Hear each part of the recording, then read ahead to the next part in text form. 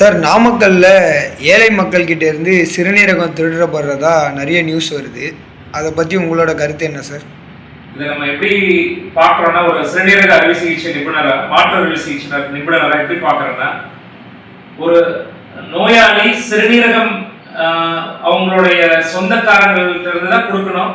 அப்படி கிடைக்காம தவிக்கக்கூடிய ஒரு நோயாளி, பணமிருந்தும் தன் உயிரை காப்பாற்ற முடியலையே நினைக்கக்கூடிய ஒரு நோயாளி, பணம் மிகுதியாக சம்பாதிக்கணும்னு நினைக்கக்கூடிய ஒரு மருத்துவர், பணம் வேண்டும் என்று நினைக்கக்கூடிய ஒரு ஏழை மனிதர், இவங்க 3 பேரும் நடுவில் நடக்கக்கூடிய ஒரு சூழல் தான் இந்த சிறுநீரக திருட்டு.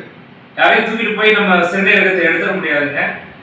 இந்த சிறுநீரக திருட்டுமே இவங்க 3 நபருடைய கன்சென்டோட தான் நடக்குது.